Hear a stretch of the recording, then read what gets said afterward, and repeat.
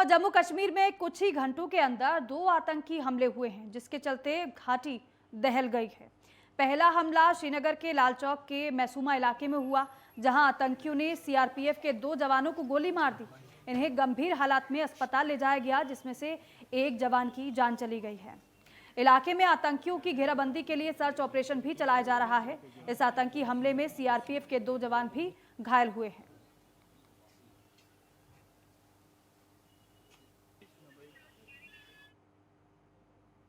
हरियाणा के मुख्यमंत्री मनोहर लाल सोनीपत में एक्शन मोड में नजर आए। दरअसल गन्नौर में एसटीपी का मुख्यमंत्री मनोहर लाल ने दौरा किया। वहीं मुख्यमंत्री मनोहर लाल ने अधिकारियों को सख्त लहजे में निर्देश देते हुए कहा है कि पानी की रिसाइकलिंग के साथ साथ रिफ्यूज भी सुनिश्चित करें।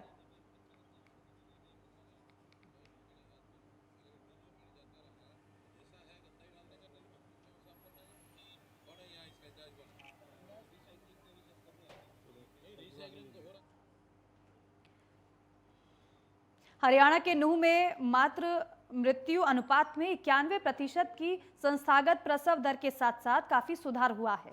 एक बुनियादी ढांचा जिले में मातृ और शिशु स्वास्थ्य में सुधार के लिए उत्प्रेरक साबित हुआ है।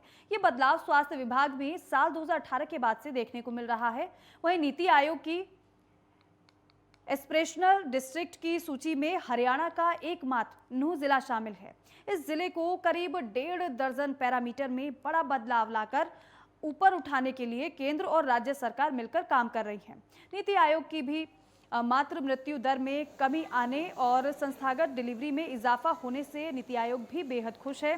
प्रधानमंत्री नरेंद्र मोदी भी इस पिछड़े जिले में विकास के बदलाव को बड़ी बारीकी से परख रहे हैं। उनकी इस जिले के विकास पर सीधी नजर है।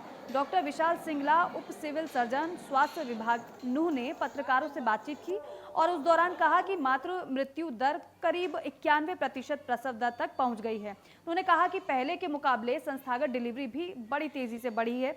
डॉक्टर विशाल ने बताया कि जिले में 17 पीएचसी हैं, 4 सीएचसी हैं। इसके अलावा 5 पीएचसी प्रस्तावित हैं, तो 2 सीएचसी भी जल्द बनाई जाएंगी। और साथ ही कहा गया है कि साल 2018 के बाद से मातृ मृत्यु दर और शिशु मृत्यु दर को रोकने के लिए स्वास्थ्य विभाग ने बड़े कदम उठाए हैं।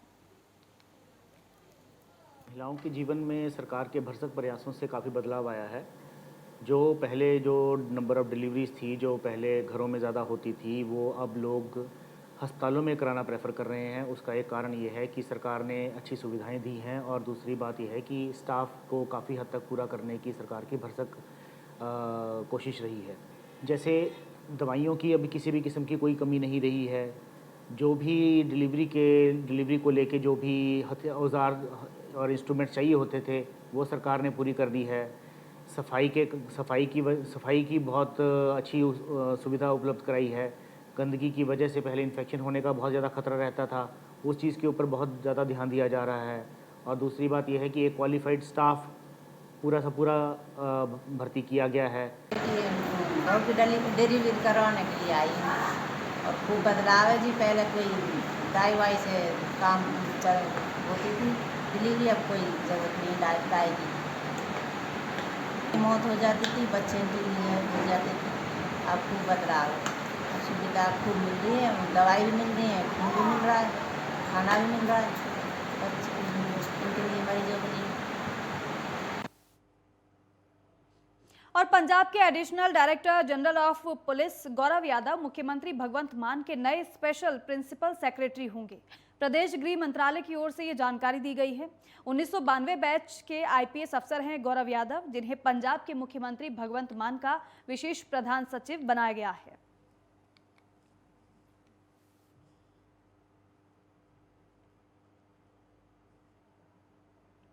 और वहीं पटियाला पुलिस ने 2 दिन पहले हुए ब्लाइंड मर्डर की गुत्थी को सुलझाने में कामयाबी हासिल की है। इस बात की जानकारी देते हुए एसएसपी पटियाला डॉक्टर नानक सिंह ने बताया है कि पुलिस ने इस केस की मुस्तैदी से जब पड़ताल की, तब पाया कि एक व्यक्ति जो कि मृतक विजय की पत्नी के साथ शादी करना चाहता था और विजय और उसकी पत्नी इस व्यक्ति को पसंद नहीं करते थे। इसने अपने सनक के चलते और एक तरफा प्रेम के चलते विजय कुमार को बर्फ तोड़ने वाले हालांकि हथियार से मौत के घाट उतार दिया। वहीं उसी तरफ एसएसपी पटियाला ने जानकारी दी और बताया कि इस वारदात में 2 लोग शामिल थे, जिसमें से एक वीर सिंह नाम का व्यक्ति जिसको पुलिस ने गिरफ्तार कर लिया है, दूसरे की तलाश की जा रही है। एक डेड बॉडी कल रिकवर हुई सी संडे ਨੂੰ 3 ਅਪ੍ਰੈਲ ਨੂੰ, ਜਿਹੜਾ ਕਿ ਬਲਾਈਂਡ ਮਰਡਰ ਸੀ। ਕੁਝ ਪਤਾ ਨਹੀਂ ਸੀ ਕਿ ਕਿੰਨੇ ਕੀਤਾ ਹੈ, ਕਿਵੇਂ ਹੋਈ ਹੈ ਵਾਰਦਾਤ। ਸੋ ਉਹਦੇ ਵਿੱਚ ਜਦੋਂ ਅੱਗੇ ਤਫਤੀਸ਼ ਕੀਤੀ ਗਈ, ਐਸਪੀ ਸਿਟੀ ਨੇ ਲੀਡ ਕੀਤਾ, ਡੀਐਸਪੀ ਸਿਟੀ 2 ਸੀ ਤੇ ਨਾਲ ਐਸਐਚਓ ਬਖਸ਼ੀਵਾਲ। ਇਹਨਾਂ ਨੇ ਇੱਕ ਬੰਦਾ ਅਰੈਸਟ ਕਰ ਲਿਆ, ਵੈਪਨ ਆਫ ਅਫੈਂਸ ਜਿਹੜਾ ਬਰਫ਼ ਤੋੜਨ ਵਾਲਾ ਸੂਆ ਹੁੰਦਾ ਉਹ ਰਿਕਵਰ ਕਰ ਲਿਆ। ਤੇ ਨਾਲ ਦੀ ਨਾਲ ਹੀ ਇਹਦੇ ਵਿੱਚ ਜਿਹੜਾ ਮੋਟਿਵ ਹੈ ਉਹ ਵੀ ਕਲੀਅਰ ਹੋ ਗਿਆ ਕਿ ਜਿਹੜਾ ਮਰਨ ਵਾਲਾ ਉਹਦੀ ਵਾਈਫ ਤੇ ਅੱਖ ਰੱਖਦਾ ਸੀ ਬੰਦਾ ਜਿਹਦਾ ਮਰਡਰ ਹੋਇਆ। ਸੋ ਉਹਨੇ ਇਸ ਕਰਕੇ ਇਹਦਾ ਮਰਡਰ ਕੀਤਾ ਕਿ ਉਹਦਾ ਹਸਬੈਂਡ ਜੇ ਮੈਂ ਸਾਈਡ ਕਰ ਦਿੰਦਾ ਤਾਂ ਉਸ ਤੋਂ ਬਾਅਦ ਵਾਈਫ ਨਾਲ ਮੈਂ ਵਿਆਹ ਕਰਾ ਸਕਦਾ, ਉਹਦੇ ਨਾਲ ਸਾਰੀ ਜ਼ਿੰਦਗੀ ਰਹਿ ਸਕਦਾ। ਇੱਕ ਬੰਦਾ ਹੋਰ ਇਹਦੇ 'ਚ ਨੋਮੀਨੇਟ ਹੋਇਆ, ਉਹ ਜੇ ਅਰੈਸਟ ਕਰਨਾ ਬਾਕੀ, ਉਹਨੂੰ ਵੀ ਜਲਦੀ ਅਰੈਸਟ ਕਰ ਲਿਆ ਜਾਊਗਾ। ਜਿਹੜਾ ਅਰੈਸਟਡ ਬੰਦਾ ਉਹਨੂੰ ਅੱਜ ਪੇਸ਼ ਕਰਕੇ ਉਹਦੀ ਰਿਮਾਂਡ ਹਾਸਲ।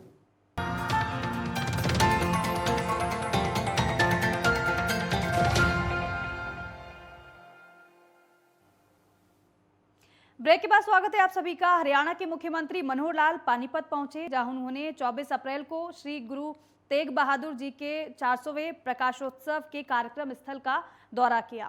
पानीपत के एसटीपी और सिवाहा गांव में तालाब के निर्माण कार्य का भी सीएम ने निरीक्षण किया। इस दौरान मुख्यमंत्री मनोहर लाल ने कहा कि पानीपत में 24 अप्रैल को धूमधाम से श्री गुरु तेग बहादुर जी का 400वां प्रकाश पर्व मनाया जाएगा।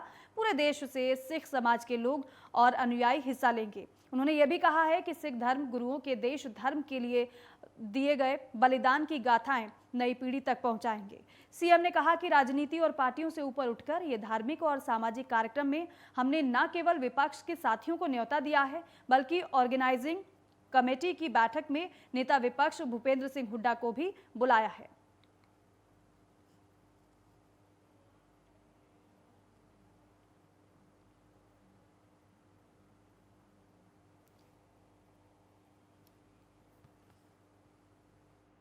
और सीएम मनोहर लाल ने घरौंदा विधानसभा क्षेत्र के गांव खरकाली और स्टोंडी, रसीन और घरौंदा में विकास कार्यों का जायजा लिया है। रसीन गांव में सीएम ने व्यायामशाला का निरीक्षण किया, जबकि खरकाली और स्टोंडी में आयुष केंद्रों का भी जायजा लिया है। वहीं सीएम मनोहर ने राजकीय मॉडल संस्कृति स्कूल का अवलोकन भी किया। इस दौरान सीएम ने कहा कि आयुष केंद्रों को गांव-गांव में खोला जाएगा। इसके साथ ही एसटीपी की दिशा में भी कार्य किया जाएगा। प्रदेश में करीब 650 व्यायाम और योगशालाएं बनाई गई हैं। इसमें बच्चे व्यायाम और योग देखेंगे। जल्द ही प्रदेश में 1000 योग शिक्षकों की भर्ती भी की जाएगी।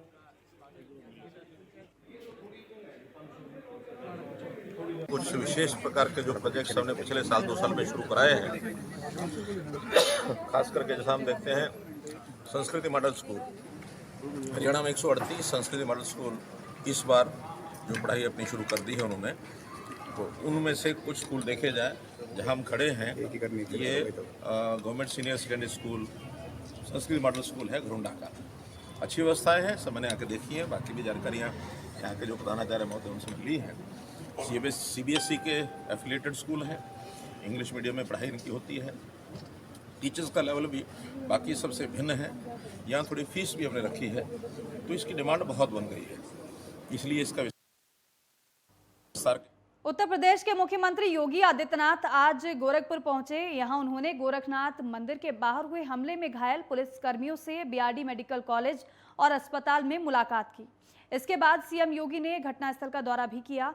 हमले में 2 पुलिसकर्मी घायल हुए थे। वहीं लखनऊ में अपर मुख्य सचिव गृह अवनीश अवस्थी और अपर पुलिस महानिदेशक प्रशांत कुमार ने प्रेस कॉन्फ्रेंस कर कहा कि हमला एक गंभीर साजिश का हिस्सा है और उपलब्ध तथ्यों के आधार पर कहा जा सकता है कि ये आतंकी घटना है।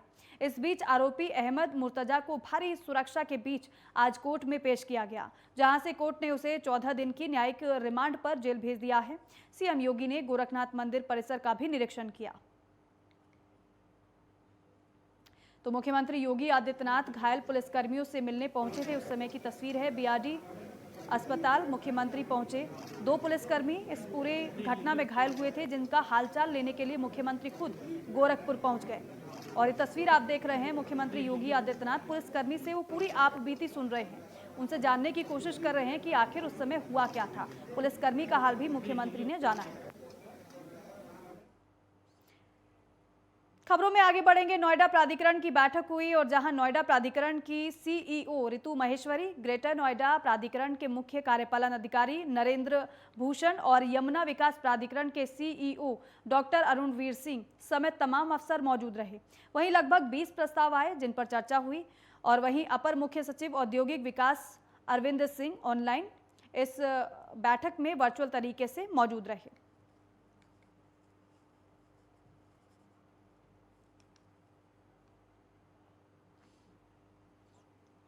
और अमेठी में मुंशीगंज पुलिस को बड़ी सफलता मिली है। इस दौरान पुलिस ने 3 शातिर चोरों को गिरफ्तार किया है।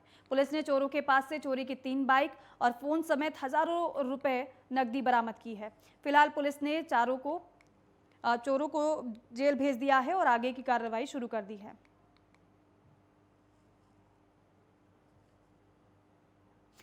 और वहीं उन्नाव में एक फैक्ट्री में भीषण आग लग गई। आग लगने के बाद फैक्ट्री के कर्मचारियों ने बाहर आकर अपनी जान बचाई। हालांकि सूचना पर पहुंची पुलिस और फायर ब्रिगेड की टीम ने आग पर काबू पा लिया, लेकिन फिलहाल आग लगने की वजह साफ नहीं हो पाई है। कहां तक फिर यहीं भाग आए, इतनी जल्दी और वहीं मेरठ के परतापुर थाना क्षेत्र में दिल्ली पुलिस से रिटायर्ड सब इंस्पेक्टर से 80,000 की ऑनलाइन ठगी का मामला सामने आया है। साइबर ठगों ने पीड़ित retired sub inspector Tilak Raj को बातों में उलझाकर उनके मोबाइल पर पेमेंट ट्रांसफर करने के लिए OTP का पता लगा लिया और 80,000 की ठगी को अंजाम दे दिया। फिलहाल पीड़ित ने अपनी शिकायत परतापुर थाने में दी है। कल लगभग दोपहर 12 बजे के बाद दिल्ली से जिस राजेश नाम के आदमी को मैं जानता हूँ, वो मेरठ सत्संग में आता रहता था। मेरे घर भी परतापुर निजामपुरा में करीब कई बार आया और मैं भी थाना परतापुर गया रिटीन में लेकर के। तो वहाँ पर जो उपस्थित था आवेदन लेने वाला, उसने बोला कि हमारा काम नहीं, साइबर सेल का काम है, मेरठ पुलिस लाइन, इसलिए मैं आ गया। अब क्या कर सकता हूँ ऐसे समय। और वहीं बुलंदशहर में घर में अकेली महिला को 3 बदमाशों ने बंधक बनाकर लूट करने का मामला फर्जी निकला है। बताया जा रहा है कि पैसे के लेन देन को लेकर इन लोगों का आपस में कोई विवाद हो गया था। पुलिस जांच में लूट का मामला पूरी तरीके से फर्जी निकला है। पूरा मामला खुर्जा नगर कोतवाली की चंद्र कॉलोनी का बताया जा रहा है। हाँ, जहाँ हम लोग खड़े हैं यहाँ पे ये गुंजन नाम की महिला रहती है। इनका आरोप है कि लगभग 2 बजे के आसपास 3 बदमाश आते हैं। इनके कथनानुसार इनके घर में घुस जाते हैं। 3 लाख रुपए इनके, कुंडल कानों के और भी कुछ ज्वेलरी और 4-5 मोबाइल, ये सब छीन के इनको साथ मारपीट करते हैं और फायर करते हुए चले जाते हैं। इनके घर को भी हम लोगों ने बहुत करीब से देखा, तो चूँकि ये महिला हैं, ज़्यादा कुछ नहीं कहा जा सकता, लेकिन आपत्तिजनक चीज़ें, ये विधवा महिला है, फिर भी इनके घर में से आपत्तिजनक चीज़ें बरामद हुई। और दिल्ली में राष्ट्रीय कवि संगम दक्षिण दिल्ली प्रांत और बदरपुर जिले द्वारा ईस्ट ऑफ कैलाश के आर्य ऑडिटोरियम में भव्य कार्यक्रम एक शाम राम के नाम कार्यक्रम का आयोजन किया गया, जिसमें कवि सम्मेलन और जादूगर सम्राट शंकर की तरफ से मैजिक प्रस्तुति का कार्यक्रम आयोजित किया गया, जिसमें देश के जाने माने कई बड़े नेता और समाजसेवी पहुंचे, जिसमें मुख्य अतिथि के रूप में अजय भट्ट पर्यटन और रक्षा राज्य मंत्री प्रदेश अध्यक्ष भाजपा उत्तराखंड मौजूद रहे।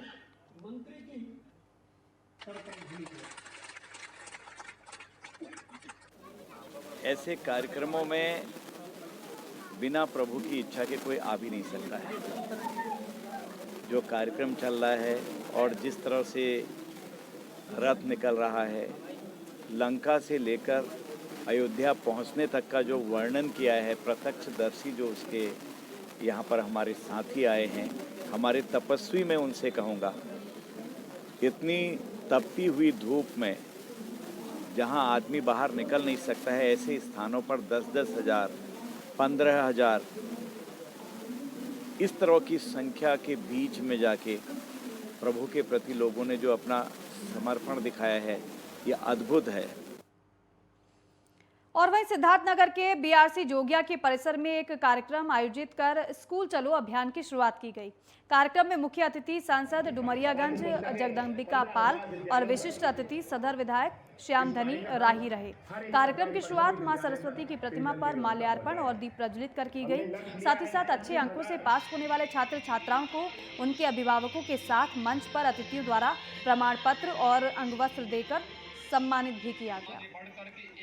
सिद्धार्थनगर में जिस बच्चे ने 5 साल की उम्र प्राप्त कर लिया, किसी जाति का हो, किसी संप्रदाय का हो, किसी वर्ग का हो, गरीब हो, अमीर हो, उसको उत्तर प्रदेश सरकार के द्वारा आज बेसिक शिक्षा परिषद के स्कूलों में निःशुल्क दाखिला मिले, निःशुल्क पढ़ाई हो, फीस, निःशुल्क उनको मिड डे मील मिले, निःशुल्क उनको 2-2 यूनिफॉर्म, स्वेटर, जूता मिले, कि जिससे कि बच्चे की पढ़ाई में टैलेंट्स उस अभिरुचि से वो जहाँ बेसिक करेगा, फिर जूनियर हाई स्कूल, फिर इंटरमीडिएट, तभी किसी बच्चे के अंदर की प्रतिभा को अगर अवसर मिलेगा तब वो विकास कर सकता है। Engineer, doctor, teacher, IAS, PCS, scientist कुछ भी बन सकता है।